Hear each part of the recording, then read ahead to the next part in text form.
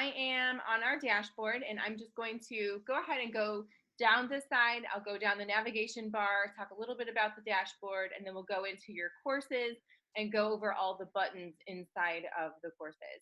So what you see here when you log in looks identical for students and for parents and for teachers. You'll notice it is in the course card view. If I go up to the three little dots in the upper right hand corner of my dashboard, it gives me the option to do card view, recent activity. So when I click on recent activity, it gives a little bit of a cleaner, more collegiate view. You're able to see who has announcements, assignments and discussions. I've only seen a few students use this view, but some just tend to like the cleaner view of that. I'm gonna go ahead and flip back to the card view. You can customize this by clicking the three little dots on the card. I can change the color. I can even give it my own nickname. So sometimes if you have a lot of different sections, this would probably be more for specials teachers. You could customize this view for yourself. It is user specific, so kids could give it their own names as well. And so I've actually gone into kids courses before, and I've seen that they've used emojis and they've changed the title of their own classes. So it is specific, as are the colors as well. And you can click apply, and you can color code all of your courses. You'll notice that each course also has its own little set of notifications here as well. If you get assignments, if you have any new discussions, or if your teacher added any additional files. So you can see down here in the counseling corner, she's made 3 announcements, and I have about 8 discussions that are running right now that I need to look at. And so it's just a great way to get a quick overview of what's going on. Off and to the right side, all the way over, you'll see where it says coming up. I obviously have nothing for this next week, but students would see any assignments that they have coming up that are due. And then obviously as a teacher, you can start a new course. You can also jump straight to view your grades and jump straight to view the calendar as well. So those buttons are off to the side. If you ever find yourself lost in the depths of Canvas and you're like, I need to get back to the beginning, you can always click on the South Holland School District 150 logo, and it'll take you directly back to the dashboard. Does the same as clicking the dashboard button over here off to the left-hand side. The photos that are inside the cards, those are set up by the teachers, and I will show you how to do that within your classes. You can go to settings, and then you can add the photo of your choice, whether it be just a stock image or a picture of your students. Going off here to the side, you'll see where it says account. So if you click there, it pops out. That's where you can log out of your account. This is always important if you're taking students to the computer lab, making sure that they're logging out of Canvas, but that they're also logging out of their Gmail accounts as well. We use Gmail authentication for Google. As most of you already know, our students and our teachers all have Gmail accounts, and once those are set up, that's how we log in through Canvas. And so that's typically a common issue we see with families when they're using a home computer. Sometimes mom or dad or brothers and sisters are logged into their personal Gmail accounts. So when they click on that Canvas link on our desktop, they will, or on our web page, they're going to get an error message saying that this link is broken or you don't have access to that. It's because we use our SD150 Gmail accounts for authentication. So anytime someone says they're getting that 503 error, that's typically what it is. They need to go back to Google and they need to log out of any personal Gmail accounts that they're in. So right here, I've customized, I've added a photo for myself. A lot of the students like doing that. I can log out here. Notifications is how I'm notified of things that are happening inside of Canvas, whether it be a class that I run or that a class I'm part of. There's 4 different ways that you can be notified. Notified right away, sent a daily summary, sent a weekly summary, or nothing at all. And so this is really just a matter of personal preference. I think a lot of parents are finally starting to kind of get into how they're being notified of things. So that way, when a teacher posts an announcement, they want to have that notification right away, whether it be to their main email address or their cell phone.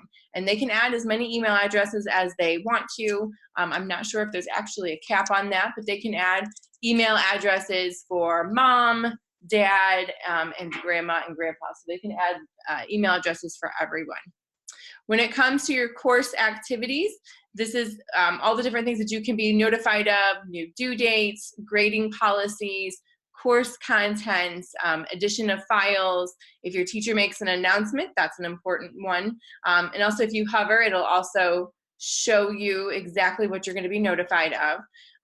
Grading, invitations to a class, all submissions. So when your students are submitting assignments, sometimes if you do that one as right away, that can get overwhelming. When you have 30 kids in a class, to have all of those submissions constantly being emailed to you can be quite a bit. So you may just want a daily summary of who turned in work. Any late grading, that might be one that you want immediately, just so that way you know that when you want to get that one graded, that kid turned that in, so you want to get that done as quickly as possible. So that could be a right away. Someone submits a comments. We don't do blueprints links with our courses. Discussion posts, sometimes it's nice to do a daily summary of that versus an immediate summary, unless you feel that you really need to moderate that. If discussions is something where you're concerned about students doing something inappropriate, you maybe want to get an immediate response to your email that someone posted within their discussions. And so just know that that one's there. And if someone also just does a discussion post. Conversations, for this one I would definitely say do an immediate email. These are the inbox messages off here into the left hand side, the internal messenger inside of Canvas. Because our students do not have access to their actual email, not as of right now, they will message you through their inbox inside of Canvas, and then that can come directly to your email. So if you don't want to be checking things in two different places, checking that box so that way you're getting that immediate email notification can definitely be helpful. As we continue down, you can schedule appointments. This might be something that we're interested in the future, but you can schedule hours with students and schedule those appointments with them. We're not doing any groups currently. Conferences, you can do recording through Big Blue Button inside of Canvas.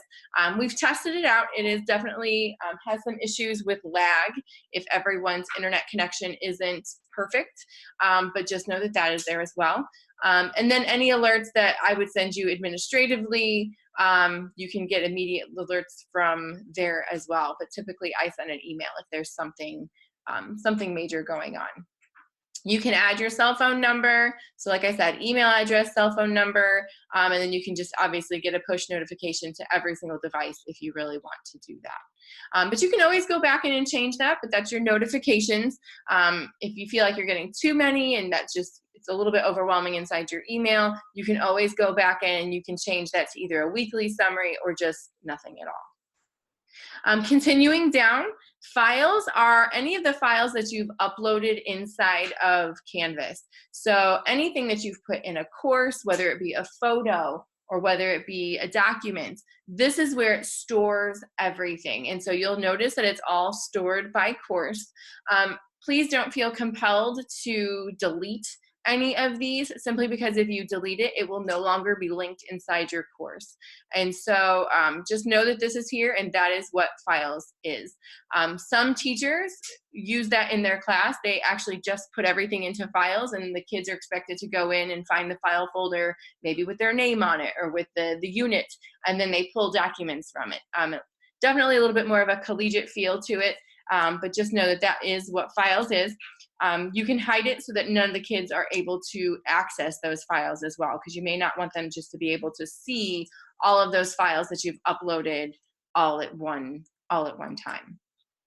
In order to get out of this, let's go ahead and click our account again and have that pop out come out. Settings, let's go ahead and click there. Not a whole lot to change around here, but I can add my another additional email address over the ways to contact on the right-hand side. I can also add another phone number or add a phone number as well if I wish to get that to my phone. This shows any registered services that I've had. If I've linked my Gmail account, I know people are always hesitant to do that. They think that if they link their Google Drive, everyone can see everything in their Google Drive. That is not the case. People can only see what you give them permission to. it just allows you to link things a little bit faster. And so that would be the link in Google Drive. You can also link your Twitter account if you're an active Twitter user for your students. I'm going to go ahead and go back over to the side to e-portfolios. All of your students, and we have them, have portfolios.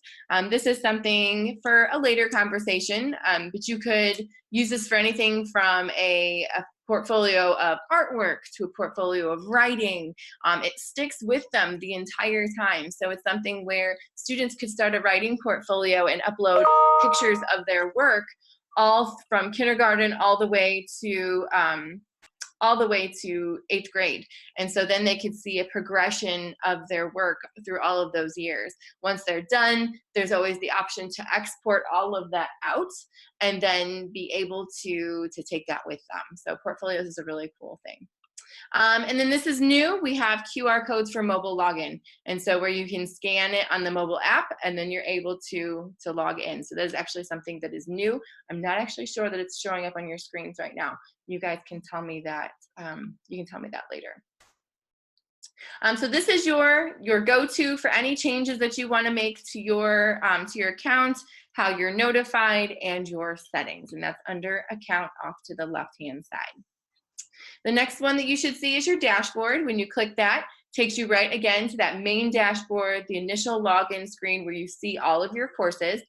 If you have logged in for the very first time, you may see lots of different classes. And so typically anyone in K through 5 or a specials class, they're going to see a lot of different classes because it's linked directly to PowerSchool, where you're going to have every single one listed. And so there is an option to do something that's called cross-listing.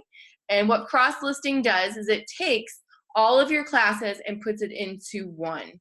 That way you only have to post things one time and then all of your classes are able to see that.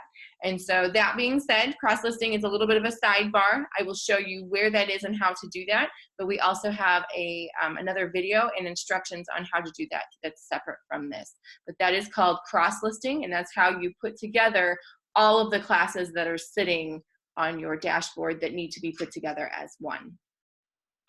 The next one down is courses. This is where you can see all of the courses that you're enrolled in or that you're a teacher in. It also shows you past enrollments as well. When you do the initial pop out, it's going to show you just the current classes. I can go to where it says all courses, and then it will show me all of the classes, including my past enrollments. So the nice thing about Canvas is that after you have a course, let's say for this year, you've spent all the time importing all of this content and creating things for this last quarter, you can copy all of that over into next year. So nothing is ever deleted. We don't get rid of anything. It just goes inactive, but you can still always pull from it. And so I always encourage people, and I've been encouraging people this next quarter to go ahead and start thinking about next year, how you want to lay things out, and maybe even starting doing that in the current class. That way, when we set up our courses at the beginning of the school year, we can just copy all of that over. And so it's a lot of work on the front end, just starting to get things in there. But once your content is in your class, you can copy that over from year to year. So you're not recreating things over and over again. The next item down is your calendar. Your calendar is where you can see all of your classes and what you've assigned to all of them. So you can see off here to the side, I have all of the classes that I'm part of or that I'm a teacher in. And you'll notice some are grayed out, but one of them has the block filled in with color.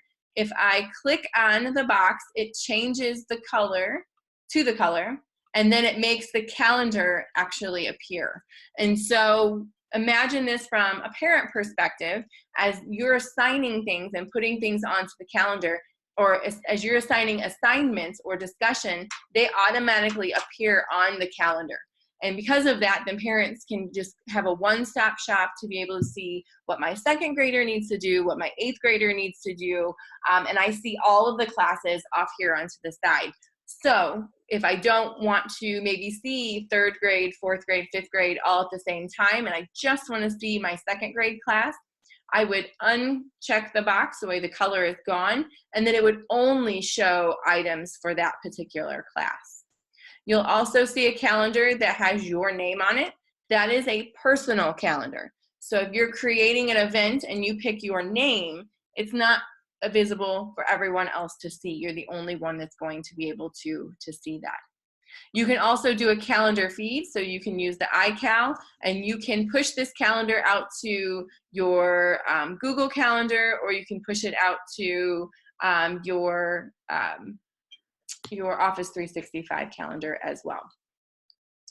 To add an event to your calendar, click on the day you wish to add your event, and you are going to add a title, date, location, and all of that information. And so I'm really quick going to pick a different class.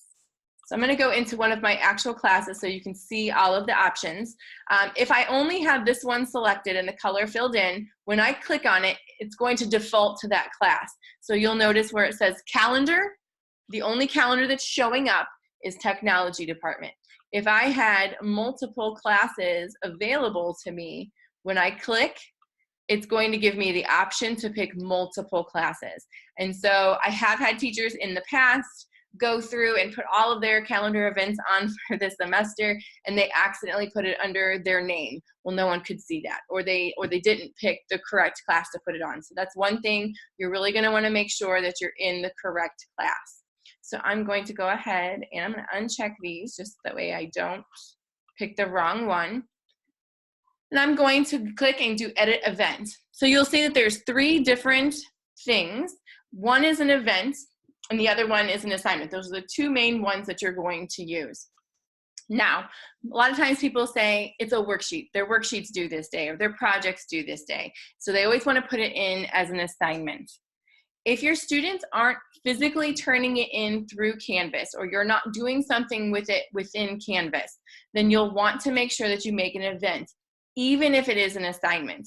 Because if I create it as an assignment here, it's going to actually create, because you'll notice it says sync with SIS, it's automatically going to create a real assignment within the class that kids would turn work into. And so I know many of you have done multiples of these workshops, so that's probably a good connection to make, that when you make an assignment in the calendar, it automatically creates that assignment inside of your class that you then need to go back and set up. So not only can you make the assignment inside the class, you can prep them from the calendar as well. So for this, I'm just going to go ahead and create an event. Let's say on this day we're going to the dairy farm today. It's our field trip. All right, so we're going to the dairy farm field trip. I don't have to have a time frame. I can have a location there. I've got this, and so I can leave it at that. Just saying, today's our dairy farm field trip at Fair Oaks. It's for my technology department, and then I can just go ahead and click submit, and it puts it right on my calendar. But if there's maybe more information I want to put in there after I got done, I can always click on an event and go to edit. I can change it from here, or I can go to more options. And inside of the more options, I can then add more information. And so this is the same editor that continually appears everywhere inside of Canvas. And so once you really get familiar with this in Canvas, you're able to do a lot of things. And so I can do everything from link a document from my desktop. So off to the right-hand side, you'll see where I can import files. So maybe I have a presentation I want them to watch before they go on the field trip, a little bit of information about it. Maybe there is a permission slip that I need them to fill out and information about the day. I can link all of those documents in here, and then they'll be available to my parents. So if I already have the file in there, all I have to do is go off to the right-hand side, tap on the files, and I can upload that file. If I need to get another one, if I go all the way to the bottom, and I'll pause right there for a second. Sometimes on the iPad, you have to scroll down to be able to view it. The screen size isn't big enough for this sidebar to show. So if it's not showing for you, it's just because when you're on the iPad, it shrinks everything down, and sometimes you have to scroll to the bottom to see these 3 tabs. That said, I can upload a new file, and it allows me to then choose a file from my computer, and then it just brings that up again where I can choose the file that I want to upload. And so I can pick that file. I can also organize here into folders, and then it automatically tosses that file right in there, and then parents are able to click. So once I'm done with this, I'm good with updating. I'm gonna click Update Events, so that it was saved successfully. And now when my parents click on it, they're gonna see those 2 files that I uploaded. And so just one more place to put all of those field trip permission slips. But I wanna show you one more thing that you can do. So I'm gonna go into more options again. I'm gonna go back to my editor. So let's say you tell me, Myra, I already organized those. I put those inside of modules, like you told me to do, and I made a field trip module. Well, that's okay, because I can go over here on the right-hand side to links, and just like I can in announcements and in other areas, I can link anything from inside my course. Maybe I made a page that talks about Fair Oaks Dairy or dairy farms. Maybe I have an assignment I want them to do, or a quiz, or maybe there's an announcement that I want to put inside of this. But I can link an entire module. So maybe I have a module that has to do with my field trip. I can link that module, so that way when the parent then goes into that event, oops, I moved it on to a Saturday, they're able to click on that, and it will take them directly to that module versus having to go through the class. And so you're just putting information in more than one place, and you're linking everything together. So I think that's one of the major things to know about Canvas, is that everything links together in some way, shape, or form. So anytime that you see this off to the side in this editor box, you can link anything together. So then let's change this and say that maybe this is my weekly newsletter. And so I can make an event that is my weekly newsletter. I'm gonna go ahead and get rid of my location. And let's say I put my weekly newsletter in a module, and I have just a module made up of all my weekly newsletters. I can put that there, so that way parents can click and then they can see it. Another thing is maybe I do my weekly newsletter inside and I make a PowerPoint. I can then just link my PowerPoint or my PDF or whatever it is that I use for my weekly newsletter, and I can link that right there. Maybe I made a YouTube video. I can click there, welcoming my students the first couple of days of school. I can put a YouTube video in there. And so lots of possibilities on how you use this calendar. So let's just go ahead and go with weekly newsletter. I'm gonna go ahead and click Update Event. And so my weekly newsletter, it's gonna start on a Monday, but it goes for the whole week. So I can put my cursor right on that edge until I see that arrow, and I can pull it across the week. And so now I have that weekly newsletter. No matter what day my parent goes to, it's gonna show up for them across here as my class. And when I click on it, they can then see the newsletter that I have for their students. And so just a great way to make it accessible to them in multiple places in Canvas. And so you can stretch that over a week. You can, if you have a monthly newsletter, you can stretch it out over the entire month. And so it just kind of depends on how you do those newsletters or information for your parents. Again, the calendar is just a great place for parents to be able to see everything in one place. As you're putting it here, just know that when you go to the dashboard, then things start to show up for your students to be able to see when you're putting events on there and things that are due. And so just a great way to keep that line of communication open. So that is your calendar. And remember, if you need to delete something, just click on it. I can continue to edit, or I can click delete to get rid of that event. Just to refresh, remember, any calendar that has your name on it, only you can see that. So you're going to want to make sure that when you make an event on your calendar, that when you click, you always choose the class that you want it to go to. And so I've seen lots of teachers that get midway through the semester, a parent calls the principal and says, why is everybody else posting but this one teacher? They'll say, I did post, I put it all on there, but it was under their name. And so no one could see their entire calendar, okay? The next one down is inbox. I mentioned that a little bit early about students being able to send you messages through here. And so you can either check it right here to be able to see it, or you can have it send a notification right to your email under the account settings, setting up that notification so that way you are immediately notified of any messages here in the inbox. Most of you are inside of Canvas on a daily basis, and so just glancing down to see if there's a number there of any students who have been sending you messages. The next one down is Commons. If you haven't authorized Commons already, when you click on it, it's going to ask you to authorize. Once you've authorized access to Commons, I'm excited to see that it's starting to grow, especially with the younger grades, as more people are using this here in the last couple of months, strictly using it. There's lots of content that's being shared. And so I equate this to when you have Smart going into the Smart Exchange, being able to download lessons people have already made. You can go in and you can search anything that you are teaching. Oops. So let's say I'm teaching Romeo and Juliet. I can just simply type in Romeo and Juliet, and then it tells me what it is. Here's a module. It'll tell you what grade level it's for. So you'll see different things. Here's Act 3, a final project.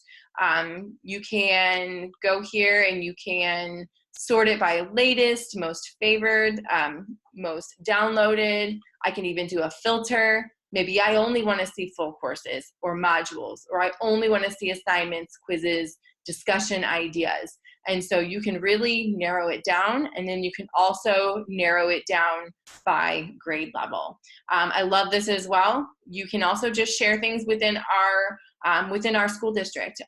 One thing that we've done a little bit differently is we have created our own shared courses for different grade levels, and inside of those, you guys are able to share with each other, and you're the only ones that are able to access that content. But this is just a great way to look for things that people have already made, and that maybe you don't necessarily have to reinvent the wheel when it comes to something that you have coming up that you're teaching. And so I really suggest just going through this, spending a little time looking at what you're teaching.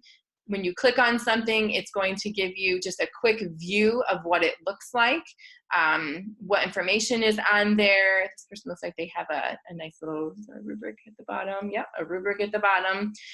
And then if you really like something, you can go to the import download, and it's going to let you choose what class you put it in, and then it will just pop it right into your class and you can use it. And so essentially you can be using something from Canvas Commons within minutes and assign that to your students. And so once you pick a class, you'll import it into your course, and you can do multiples at the same time. But again, Canvas Commons, fantastic resource, and I'm sure it's getting even better with more people using it for e-learning for their students. And last but not least, we have the help button. Again, great place to find resources. There are training webinars that Canvas Instructure has made themselves, conferencing guides. You can report a problem. So if you are having an issue, sometimes I will tell you to go ahead and put in a help ticket.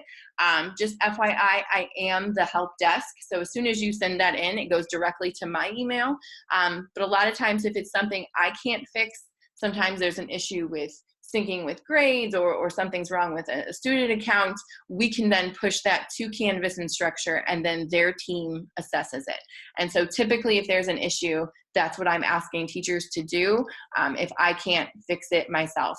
But the fastest way to get your problem fixed, if you think it's not a technical error, just something you need fixed on the back end that I can do, just go ahead and send it to me first. If it's something that I need Canvas to address, I'll have you put in the help ticket so that way they're addressing you directly and can ask you any questions that you would be the only one that would know the answers to. And then you, of course, submit your ticket. So that is your navigation ribbon down the side, a nice little overview. I'm going to go ahead and click my South Holland School District 150 logo to get me back to my dashboard. And so now we're going to go ahead and jump into a class. And so you can pick whatever class you want. I'm going to go ahead and go into the technology department. And to finish off the second half of this training, we're going to go down the sidebar and go over all of the different links inside of your class. We won't go necessarily completely into depth with all of them, but for this first one, we're at least going to get a nice tour of your class and how to get everything set up. You may notice in my class I have this eye with a line through it. It either means it's not visible to students or there's no content that has been published inside of it. So you could essentially have an assignment in there, but if it's not published, it'll still have the line through it. So let's go ahead, and I'm going to first jump down to settings. And so go ahead and click on settings if you have your page open. Inside of settings, this is the basics of how your entire course is set up. And so typically I suggest that you rename classes to your name and the school year. It makes it easier when you're copying content to know what school year the class is. I also usually copy that to the course code as well, so that way that name shows up everywhere. Time zone, all of those good things, those are pre-set up for you. Unless it's a course that you created on your own for students, if it's a manually created course through, or an automated created course through PowerSchool, it will already have all of that done for you, and it will have all of these things set up. So these are your course details. This is where you can put that image in. I talked a little bit about the beginning in the on the dashboard where you had that image. That is course specific, so the teacher sets up that image. Obviously the kids can rename them or change the color overlay, but you set up the photo. And so by clicking those three little dots, I can choose an image, I can find a stock photo, maybe I want to upload a picture of myself, whatever it may be, I will put that there, and then it will upload directly here. And so that's how you change that picture. Off and to the side, these are some valuable buttons. I can share an entire class to the Commons. So just like that Commons over here on the blue ribbon on the side where you can see everyone's content, you can share your whole class. So if you get finished and you are really proud of your class, or you make a module that you really like that you want to share out with people, or people in other districts that have Canvas, you can share it out to the Commons. And so when you do that, it allows you to set up all the information. Who can use that resource? Is it copywritten material? You title it, add a description, grade levels, all that good stuff. So that would be how you actually can get content into the Commons for other people. The next button down is Student View. Again, extremely valuable. A lot of times you wonder, what are my students seeing? Can they access this quiz yet? Can they access this discussion board? If you use the student view, that's going to show you exactly what your students can access and can view. And so student view is great. You just click on it. It's going to give you a purpley colored border around the edge, and then it shows you exactly what your kiddos are seeing. To leave the student view, you click the leave student view, or you can reset it. I like to use student view to be able to practice taking a quiz. Maybe you want to see what that quiz looks like, or maybe you want to see what it looks like to upload a particular assignment.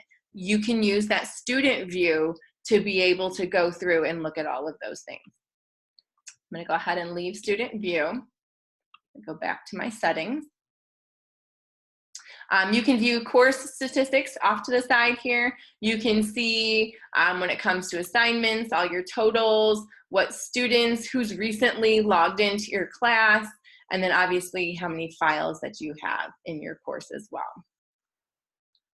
I can view my course calendar that I've been creating. I can conclude this course. You aren't going to want to do that unless it's like a summer class that you would create on your own, but typically you're never going to conclude a course. Certainly never going to delete a course unless it's something you are using for practice. I always encourage people to make sandbox courses to test things out, but sometimes we can get too many of those. So you would only delete a class if it had no students in it. So you always want to make sure there are no student enrollments before you would delete a class. And again, always just kind of check, and if you have any questions about that, please let me know. You can make a copy of a course, and so if you want to completely copy it, start to finish, you want the whole thing, you can copy that. I can import course content. and I will talk a little bit more about that here in a second. I can export my course content. So if we were to ever switch platforms, which we are not doing, you could export all of the content in this class and into a common cartridge file, and then it would upload into something else. And so as of right now, that's not something that's necessary. You could reset, get rid of everything, reset all of that. And then this is nice, you can validate your links. So if you just really quick want to make sure that all of your links work inside your Canvas class, links do change. I have a few links I already know of in my modules that are no longer valid. They don't link to anything anymore. This would tell me which ones they are, so I can quickly fix those links. And so that's a very, very valuable tool, definitely a time saver. I want to jump back to this import course content because this is extremely important as you are starting to pull content from old classes or the shared classes you guys have. And so import course content, you can see where I uploaded a common cartridge. Therefore, I lost some stuff, and so I uploaded everything in there. You can do several things to import content into your class. The one you'll probably use the most is copy a Canvas course. And so this is where you can copy either an entire course, let's say it's the beginning of the year and you're just starting with your kindergartners and you made a whole bunch of stuff this year and you want to copy it all over. I could go in and I could type in the name. For you guys, everyone's class shows up. But for you, only your classes will show up. So let's pretend I'm in Miss Pomian and I want to copy over my entire first grade music. So I would click that, and then I would click all content and then import. I'm not going to do that. If I were to do that, it would copy over her entire class and delete everything in my class right now. But it would copy everything over. So if she has a blank first grade music class next year, she can pull over everything that she made, every assignment, every discussion, everything would be sitting there so that way all she would have to do is reassign everything to her students. Now, sometimes we only want a few things. So I'm going to go ahead, I'm going to go to the 4th grade.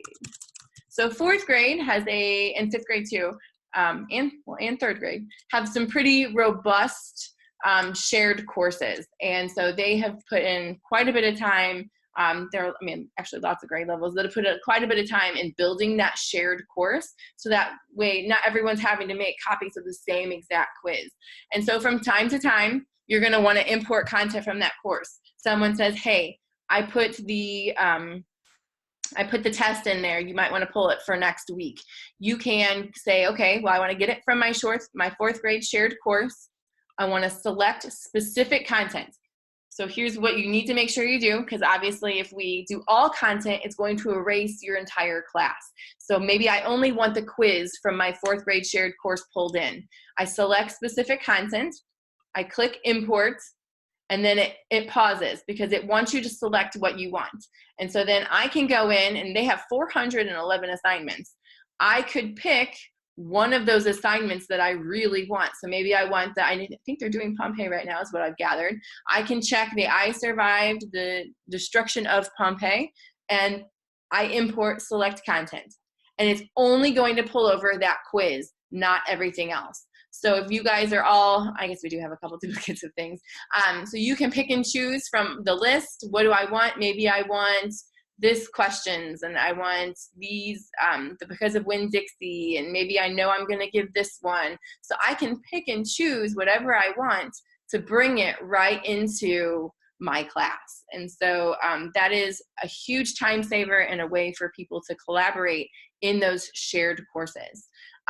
One thing we want to make sure of is if you can't find something after importing it, don't continue to import it because you're going to have multiple copies of things. And so I have a couple people that have multiple copies of tests and quizzes, and those, it can get very confusing if you have 5 copies of the same test and you're thinking, which one am I supposed to be assigning to my kids? And so I will go through that when we get to that section. But if you don't see it right away when you import, and it'll tell you when it's done. It'll say completed for something that was successful. It'll say that it'll tell you if there was an issue, if something did not work. And so you'll know right away if your content copied over. But again, to be able to import course content, You always want to be in the class that you want to pull it into. So if I want to share a test with everyone in 4th grade in the 4th grade shared course, I would import course content from the shared course. I would go to the 4th grade shared course that I'm in, and I would pull stuff into that. If there's stuff in the shared course I want to put in my class, I'd be in my class and then pull it in. And so sometimes that can be confusing as well. People start inside the course where the test is, and then as they import it, they just keep creating duplicates because it's duplicating it in the same course that it's in. You always want to be in the class that you want to pull the stuff into. So if you know there's a test in the 4th grade shared course or whatever the shared course is, you need to be in your class and pull it in from that one. And this is definitely something that I can give you instructions on. I have a video on it, and I can also walk you through the process as well. But this is a huge time saver. And that is in settings, that's import course content. It's something that some people only do once a year because they're just importing their stuff from last year. Some people with robust shared courses, they're doing it 2, 3, 4 times a week. And so once you get into the habit of it, I promise it does become easier. Up here at the top, you're going to see all of these tabs. The next one over is sections. So as you nest courses, or I'm sorry, I don't want to use the wrong terminology. We used to call it nesting. It's called cross-listing. I mentioned that earlier. That's putting a whole bunch of classes into one. And so if you were to cross-list a class and you had, first, second, third, fourth, fifth hour all into one, you would see all of those classes listed here. And so it's a way of being able to post content to all of their classes, but only having to do it one time. And so once you wrap your mind around it, definitely simplifies the process. You can still assign things at different times to different students. You just only have to do it from one place. And it definitely makes it less overwhelming for specials teachers and for anyone who teaches K through 5. And then even at the middle school level, they're still nesting some of their classes as well, just to cut down on how many times you have to post things. Navigation, this one is important, and as of right now, I'm going to pop some of these back up here for you guys just to be able to show you. But we have certain things that we want to have showing for students, and I think about a week ago we decided, or a couple weeks ago, that you could effectively teach with Canvas by only showing home and announcements. Those were the two that we felt like you could really do everything with. And as we move through the class, I will talk more about that. But you can customize this navigation off to the side. You have the little eye with the line through it. So it's either you haven't published anything in it, or you have disabled it so they can't view it. So once we're finished going off here to the side and going through all of these things, you can come back into the settings and redo your navigation. So maybe you don't want Brain Pop to show, or grades, because they don't see all of their grades in here. Analytics, syllabus, monitoring and reporting, all of these things we can get rid of, and you can narrow it down to home, announcements, assignments, and modules. And you can even go as far as just having home and announcements, because we can link everything in Canvas through announcements if it makes life easier. For the older grades, you may have home, announcements, assignments, and modules. I know a few teachers have discussions out there as well because they want their students to be able to see that. But these are the ones that I would suggest keeping in view of students. And so to be able to hide things from student view, you just drag and drop like I was doing, to be able to customize this bar here off to the side, because if you have all of this showing, it can be very overwhelming. And so towards the end, I'll come back and touch on this one more time, because I do want to go through each of these with you so you at least know what they are, and then you can go through and customize your navigation and make it a simpler view for your students. So I'm gonna go ahead and then save. It does not auto save. The next one over is apps. We have already pre-connected apps for you. Not everything is available to connect, simply because it's either an add-on or you have to, it has to be a paid license through the school. And so not everything will connect, but we have done YouTube for you. That one has been installed. Brain Pop, we have done that one. So there's several different things Flipgrid is on here. So there's lots of different things that you can connect. So if there's something that you're using, you can always type that in, and then that makes that app accessible through all of the different places inside of Canvas, and I will show you that here in just a few minutes. With that being said, those are your settings, and I'm going to go ahead and click home, so that way we can go ahead and go through all of these down to the side, and then at that point I will stop and take questions from anyone, and then in our next video we'll go a little bit deeper into some of the different tools that you can use. The first button you have is your home button, and you will see your course status over here, whether it's published or unpublished. So if a student says they can't see your course, sometimes it's because it hasn't been published yet. That import from Commons is right here as well. So again, they just put things in multiple places. It's doing the same thing as going to the Commons button over here or going to the Commons in the settings. They just like to make sure it's in the same place or in multiple places. The next one is choose homepage. By default, course modules is what shows up when you initially go into your class. I encourage everyone to make their syllabus their homepage. That way it is the same for every single family, no matter what class they're going into, whether it's an 8th grader's class or a kindergartner's class, that the pages always look the same. And so picking that syllabus and making sure that you have that. Reason being, it's nice that the course summary shows up here at the bottom. So anything that you put on the calendar will show up in this course summary, and they'll be able to scroll down and see due dates. So again, not only are they able to view those calendar, those items on the calendar in the calendar view off here to the side, or they can see it on their dashboard, or they can see it here inside the class, inside your course. And so they're seeing things in multiple places. You can view your course stream. So this is things that are happening inside your course. This is essentially what your kids will see if they do the dashboard view where they have the list view. And so that's your course stream.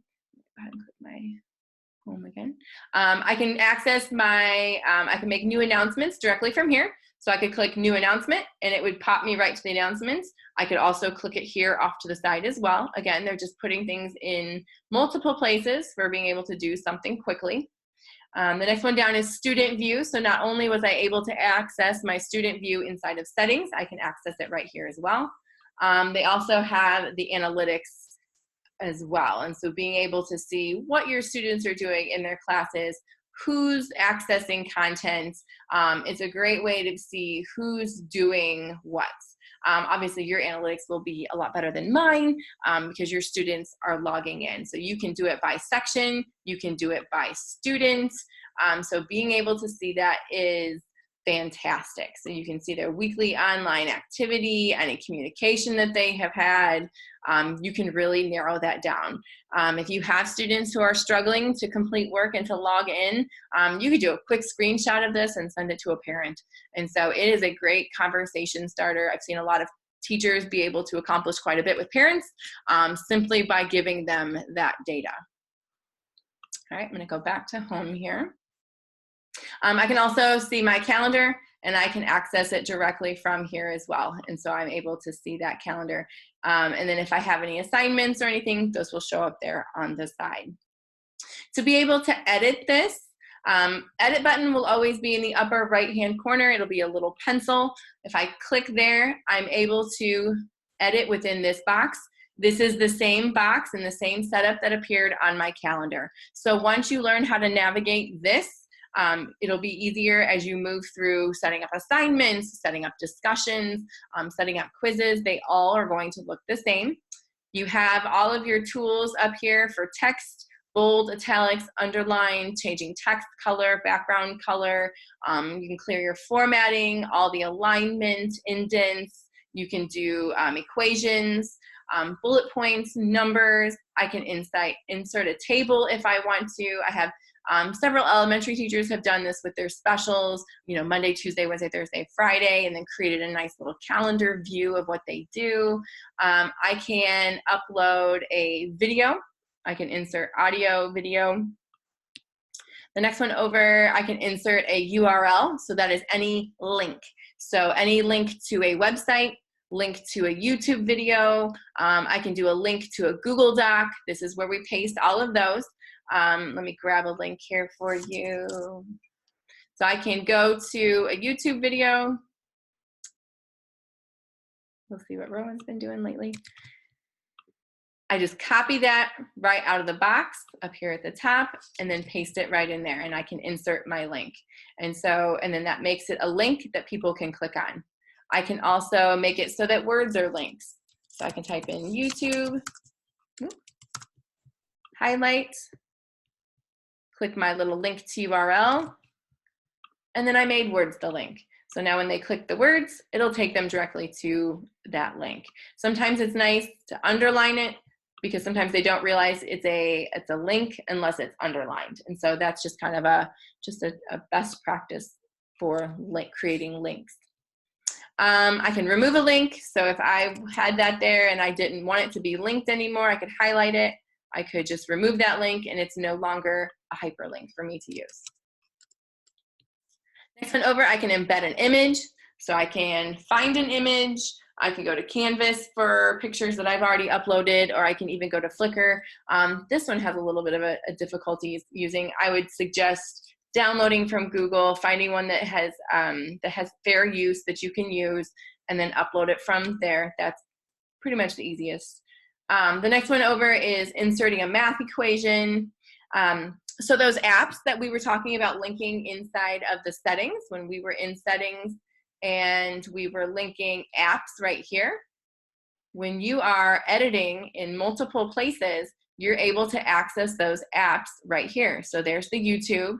If I click the down arrow right here, anything that I've linked will now show up. And so that's where those apps show up. So when I click the Google app, it allows me to be able to link things quickly. So you'll notice that it brings up my Google Drive. So there it is. And then my entire Google Drive shows up. So then all I have to do is find what I want to link, and I can link it. Or I can click embed, whoop, and it will automatically, where'd it go? There it is. It will embed that document. Okay, so that is a really cool shortcut to being able to put those things in there. So let's say inside of your Google Drive, you made a really sweet Google Slides presentation, and you want to embed that in there. So I can click that. I can click embed, and then it will toss it right on there.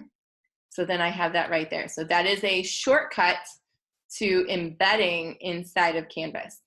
So that is pretty cool. So that is your Google app that you added onto your into your Canvas. And so again, clicking that little arrow and I can access that. I can also go to Quizlet and I can embed Quizlets directly in there. So just know that that is available, and those will really come in handy when you're doing announcements or assignments and putting those things together, or even a discussion. Those things are going to come in really handy in being able to put content so that people can view them. I can record media directly from there. It'll access my camera. Hello, everyone.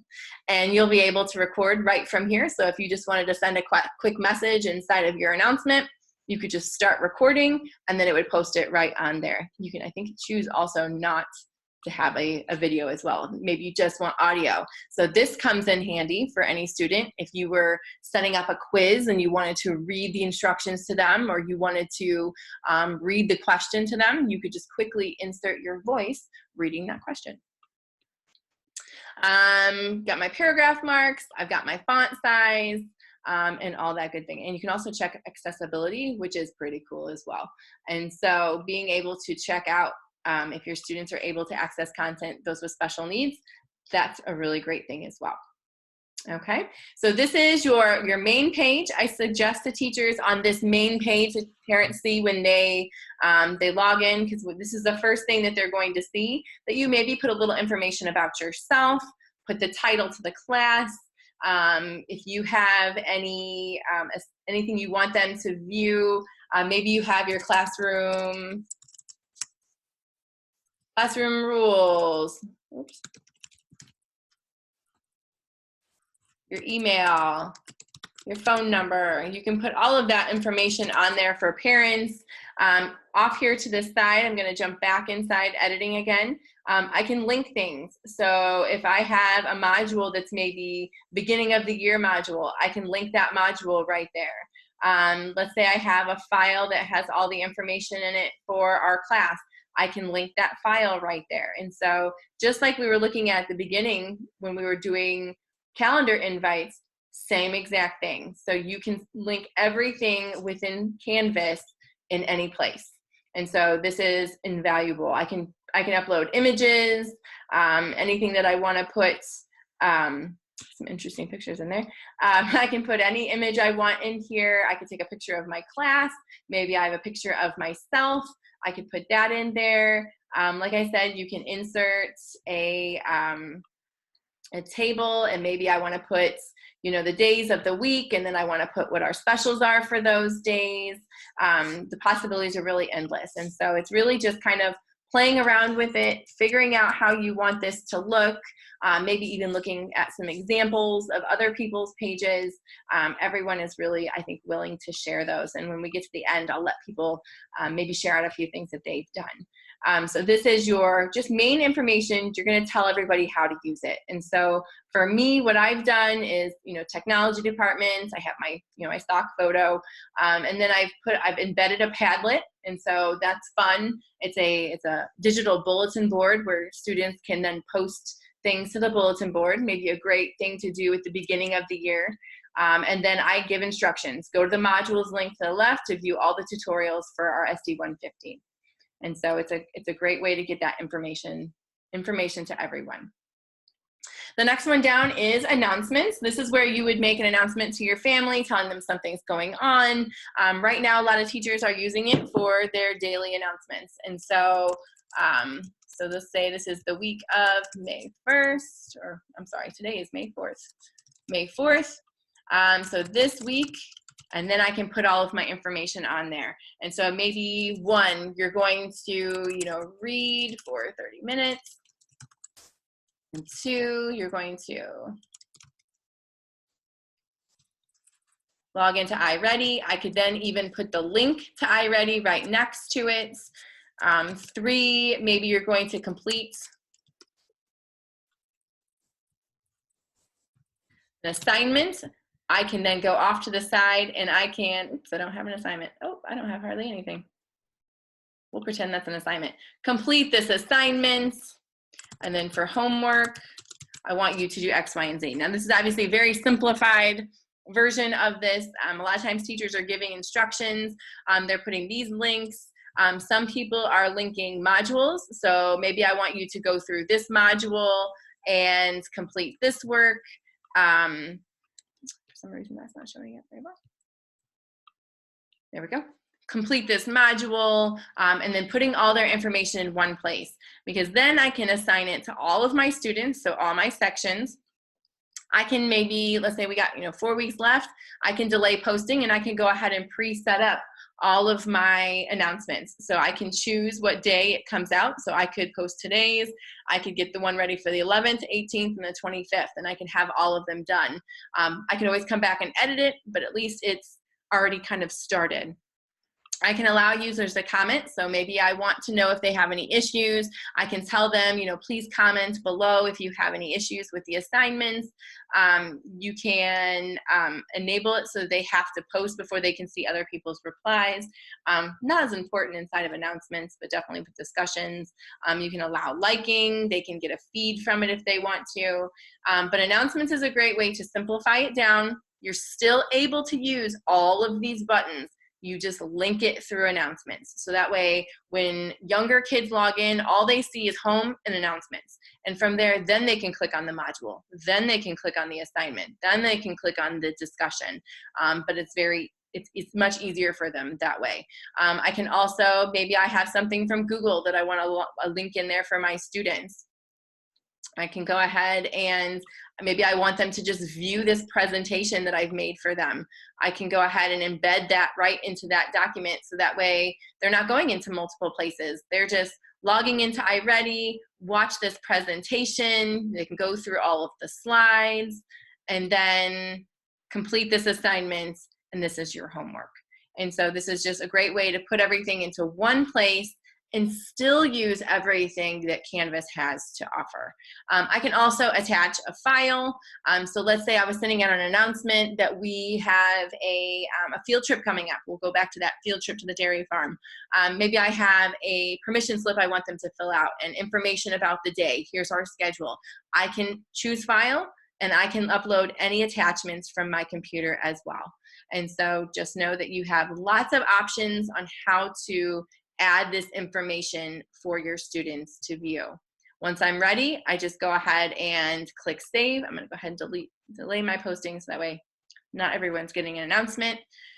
So anyone who then set up to have those daily or immediate announcements or notifications, when I send this announcement out, it's going to go to their email or it's going to go to their phone, and they're going to get that automatic notification that someone that their teacher has made a post and they need to go in and to view that.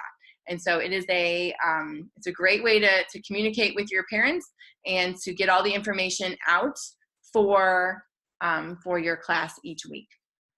So that is announcements. The next one is assignments.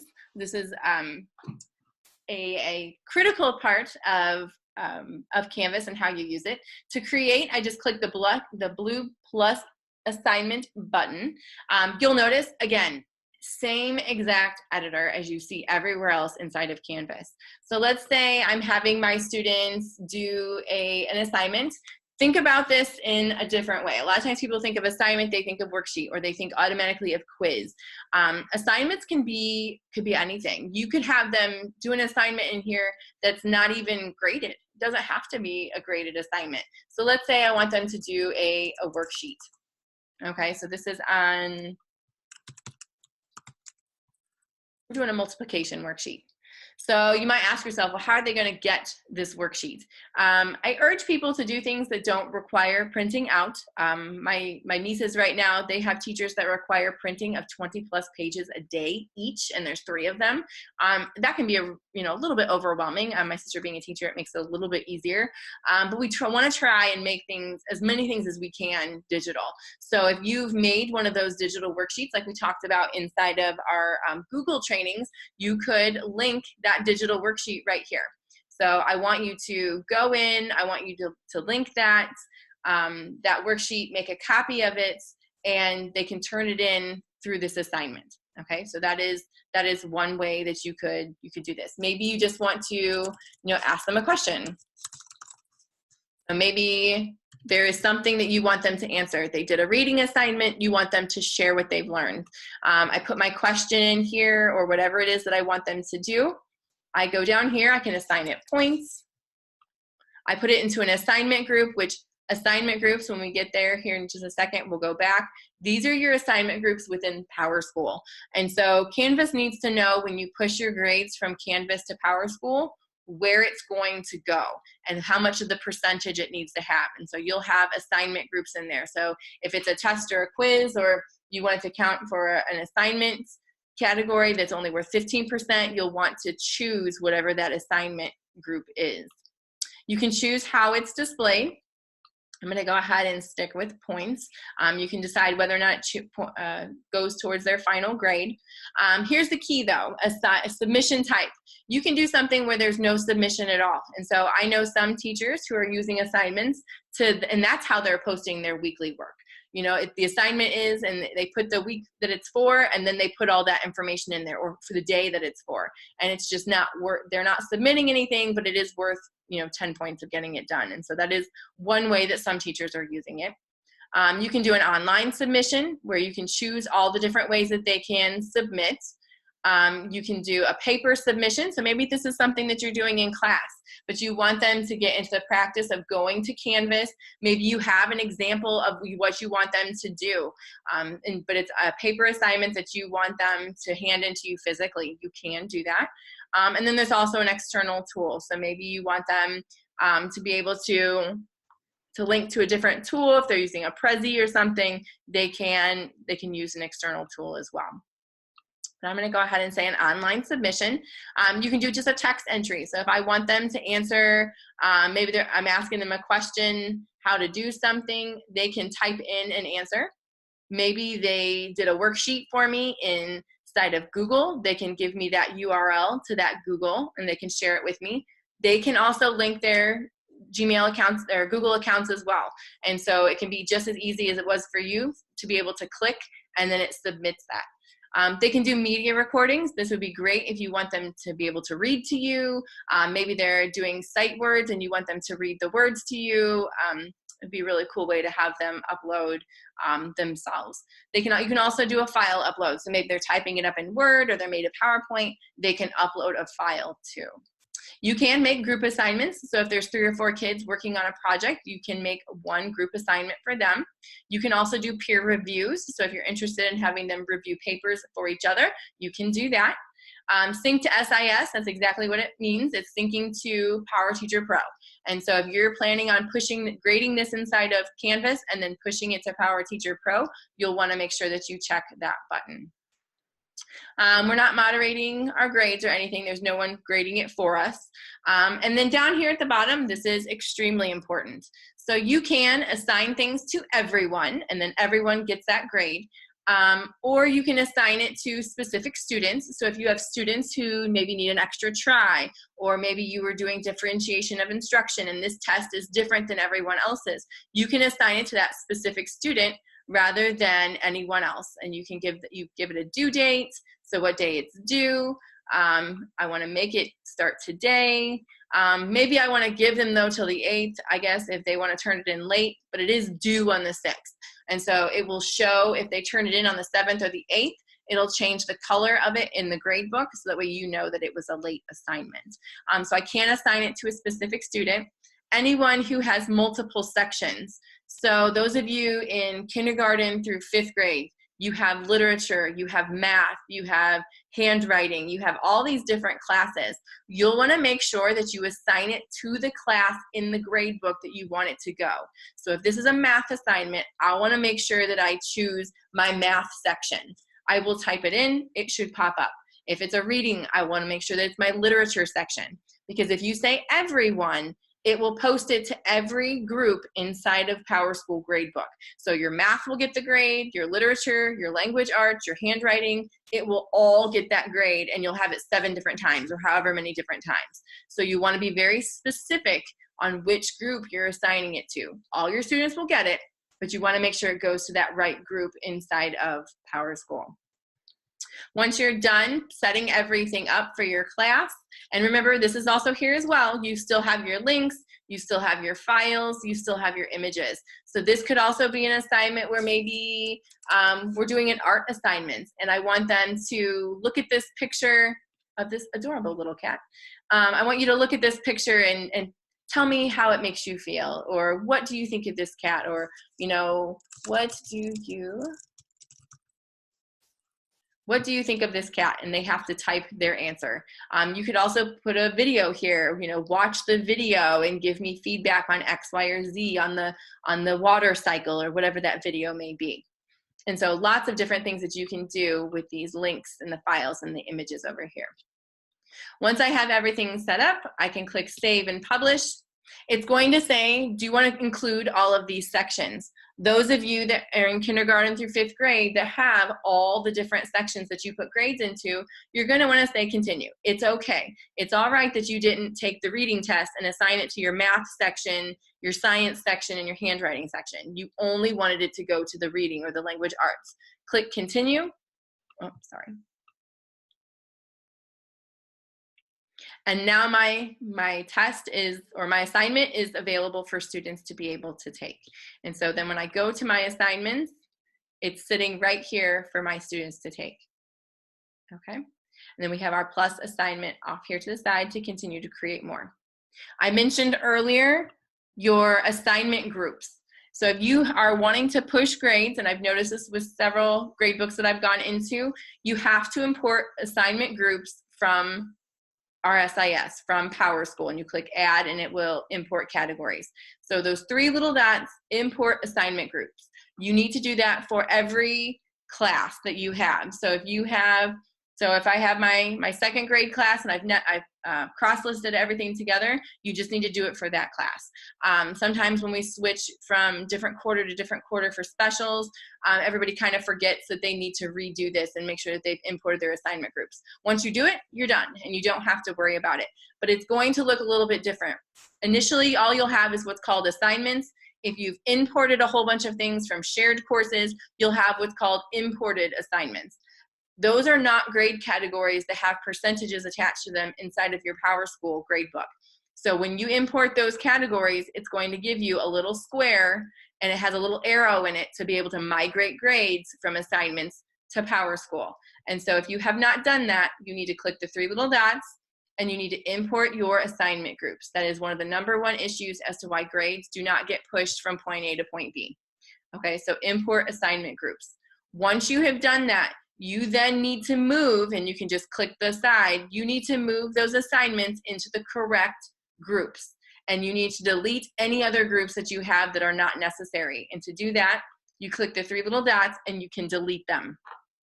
Same thing goes for duplicate assignments. If you have copied over assignments multiple times and now you have 3 or 4 of the same thing, you can go in and delete those assignments as long as no one's been assigned them and has any grades attached to them.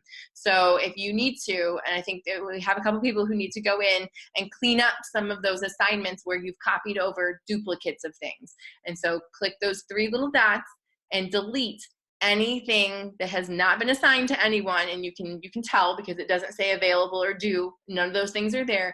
Delete all of your extras, because that's when the confusion starts, when you have multiples of assignments that you've continued to pull in and there's just too many. I'm going to show you a quick example of what that looks like. I'm going to go into, whoops, wrong one. Go into the 4th grade share course, because I did see that when I was in there. When you go to assignments, you're going to notice that there's a lot of assignments in here, but some of them have been duplicated, leading to what could lead to quite a bit of confusion. And so give it here a second. There are a lot of assignments to load.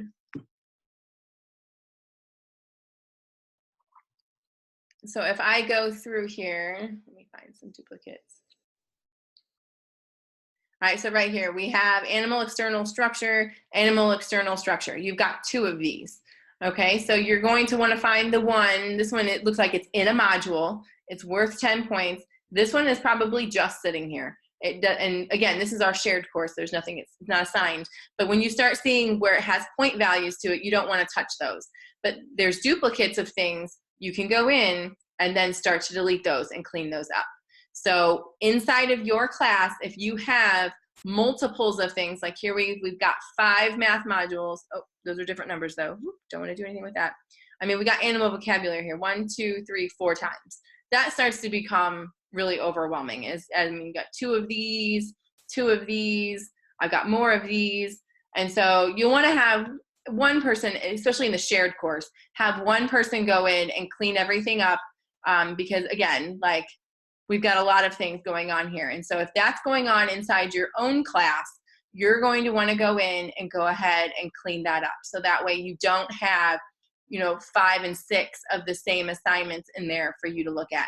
Your kids can't see it, but you can. And so when you're going in and linking things, and you're inside of your announcements and you're going in and you're like, okay, today we're going to do, this assignment, and you want to use your shortcut here off to the side. So let's say I'm going to put my assignment over here.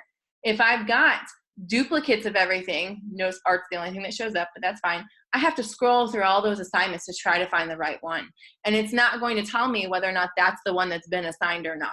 And so it's really important to keep the assignments, cleaned up. Anytime that you get duplicates, delete those, so that way it's nice and neat and organized. And like I said, if you have not imported your assignment groups and you're wanting to push grades from point A to point, from Canvas to PowerSchool, you'll want to make sure that you get that done. And so if that's something that you need to go over with me later, that's absolutely fine. But definitely try to work on that, clicking those 3 little dots and deleting anything that hasn't been assigned or that has duplicates of things. All right, so let's go ahead and continue out of assignments. Let's go down to modules. Modules is great because it's just a way to organize content in different formats. So I can upload PDFs, links to videos, links to Flipgrids. I can put assignments, I can put announcements, I can put discussions, quizzes, any of these.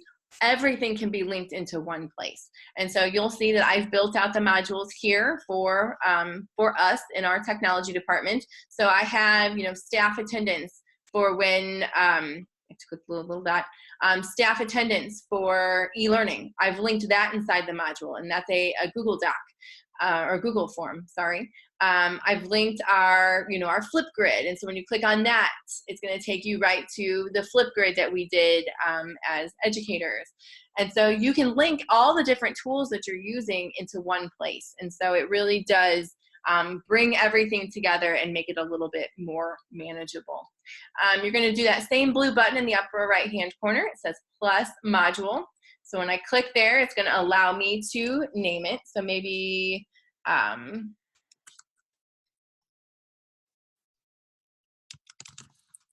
maybe I want to make a beginning of the year module.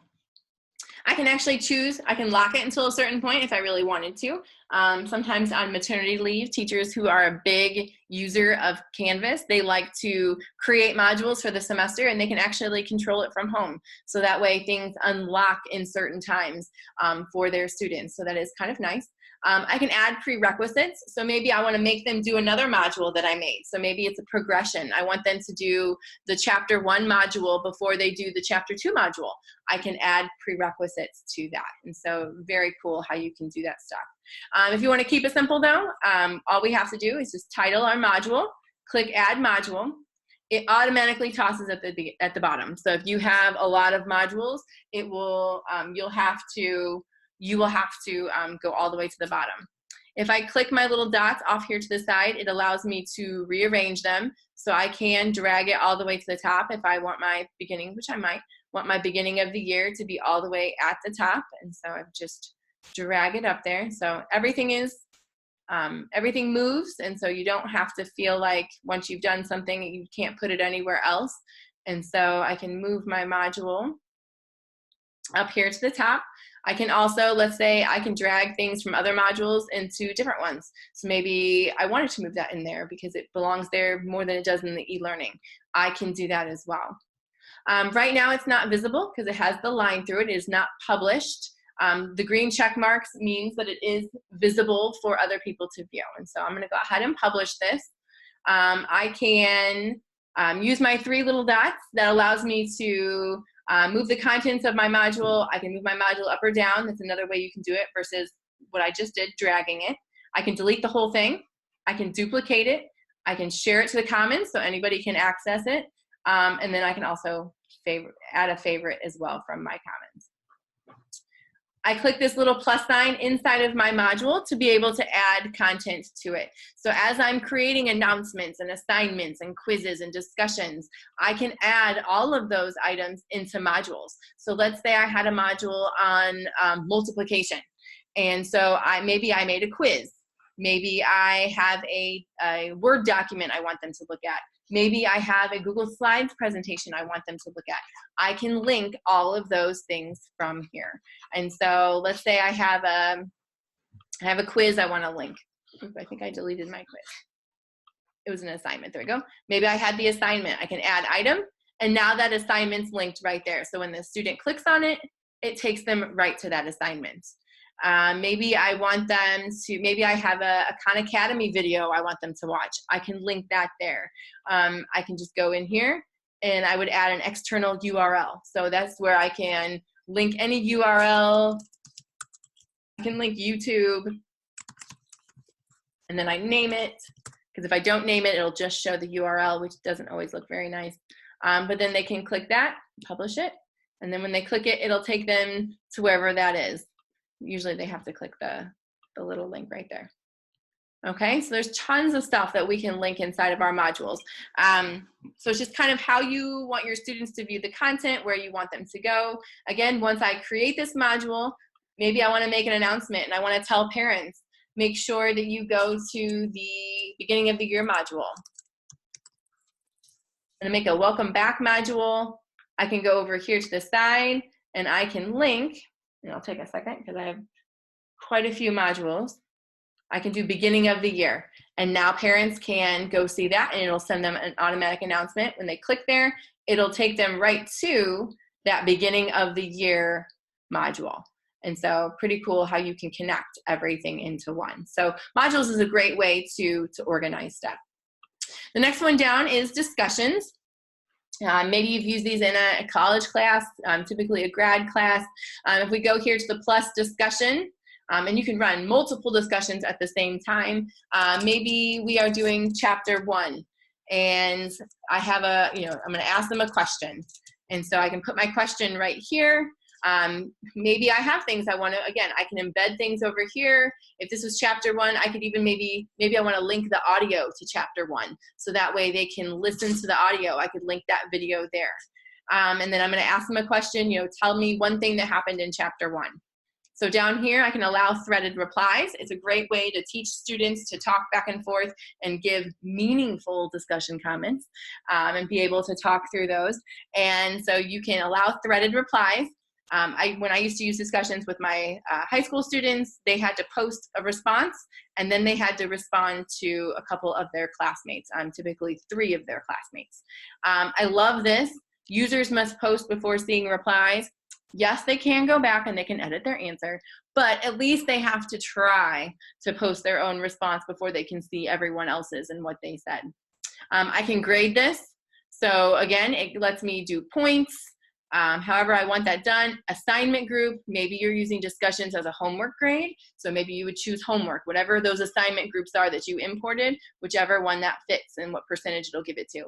And then you choose who you assign it to. So maybe in this one, I only have certain students that I want to be in this particular discussion. I can assign it to specific students, or I can assign it to my entire class, and they will all be in that discussion.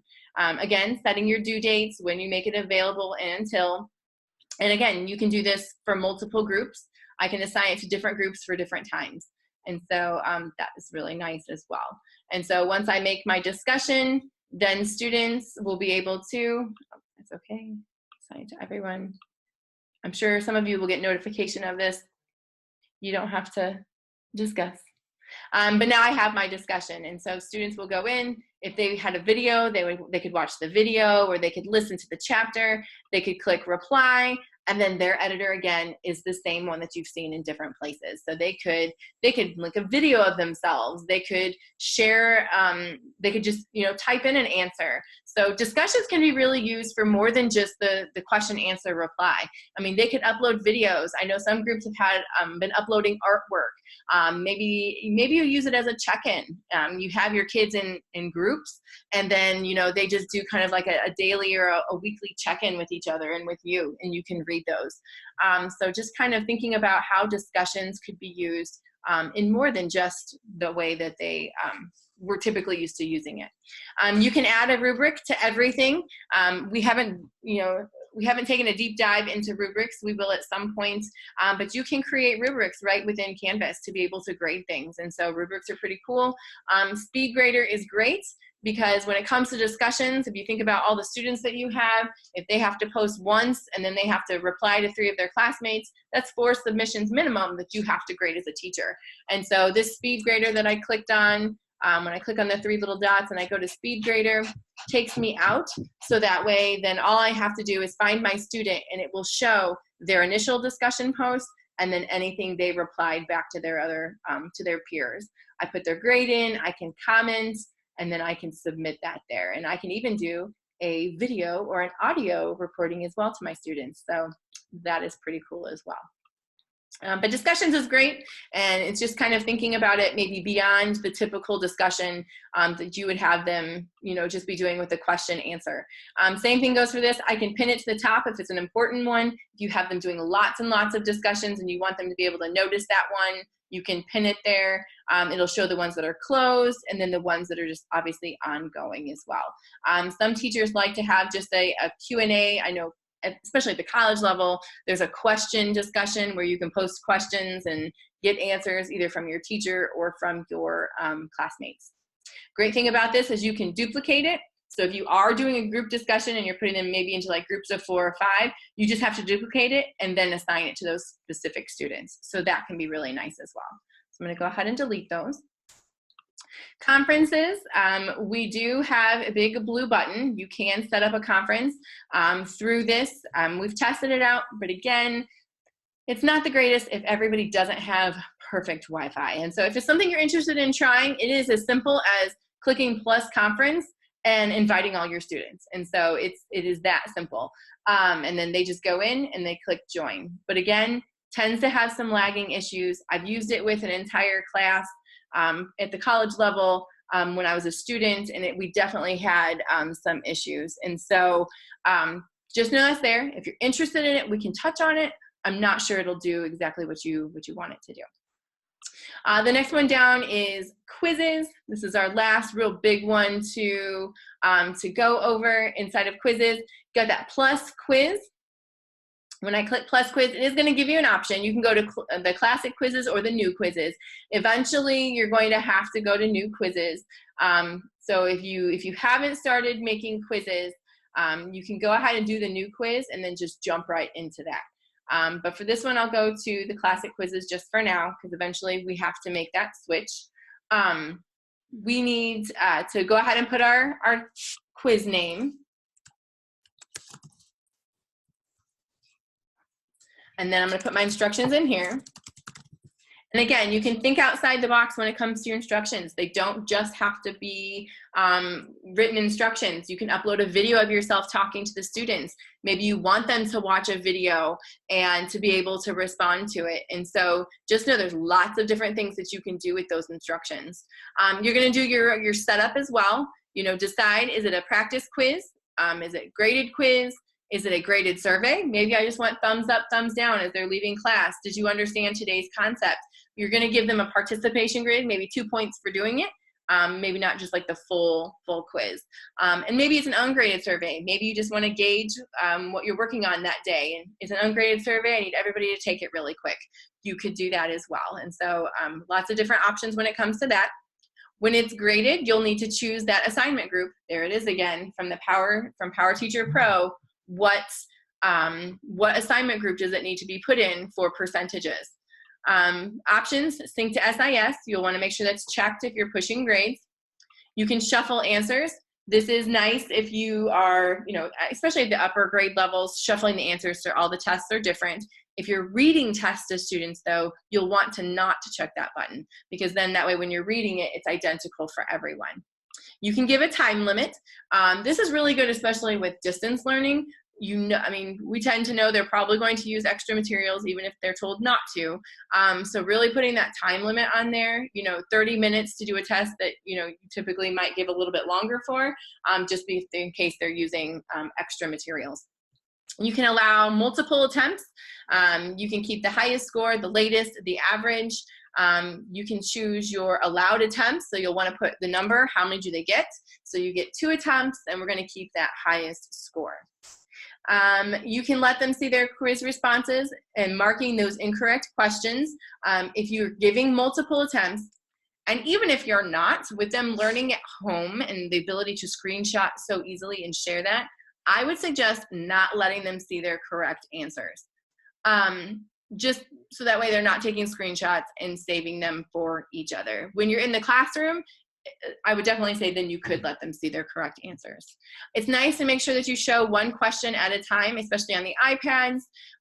You can lock the questions after answering. I don't know a whole lot of teachers that lock the questions after answering, but that is an option as well. Access code, that would be actually creating your own custom password. So that way when they're logging into the quiz, they have to have the password to be able to take the quiz.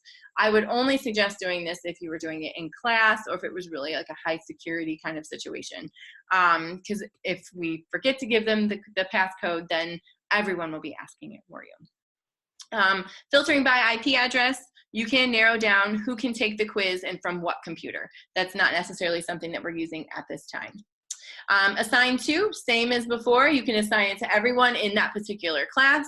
If you're differentiating instruction and this quiz is different than others, you can assign it specifically to those students who need that particular quiz. Maybe less answers, maybe you're reading the questions to them inside the questions, so that way you can really hone in on who's getting that particular quiz. All right, I went ahead and saved that, still unpublished.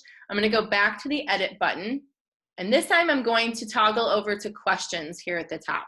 And this is where I can add the questions to my test. When I hit that plus question, and it gives me, again, the same exact editor that I've used everywhere else, I can number my question right here, and then I can choose what type of question: multiple choice, true, false, fill in the blank, fill in multiple blanks. There's so many different ones to choose from, essay questions. And again, you don't just have to use this for graded, multiple choice quizzes. You can use it for, let's say you did maybe an essay question and you were just having kids do a quick check-in with you. This is an ungraded survey. I just want to know how you're doing. This could be one way that you could do that. You could just give them an essay question. You could also, again, upload a video of yourself. If you, let's say we're doing a multiple choice and you want to be able to read the question and the answers to them, or the question and the possible answers to them. When I do this, I could write my question, and then I could obviously put in my possible answers down here. I'm gonna pick some random ones. I can add another answer. So let's say I want to have 4 different answers. Here's my question. I could then add audio right here. So let's say maybe I don't want them to see my face. I can turn that off, and I could do no video.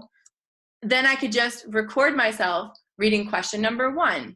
Possible answers: cat, fast, and then whatever the third answer is. And so that's a great way to differentiate for your students and to add in those accommodations for them.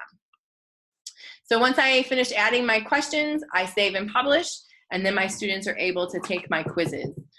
This speed grader works the same way for this as well. So once you've created your quizzes, to grade those, this one's not published and no one's taken it yet, there'll be a speed grader option there as well. So you can click through, it'll automatically grade anything that had the answers in there.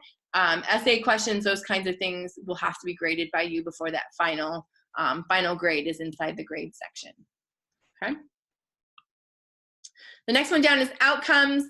This is if you're actually tracking students as they're progressing through content.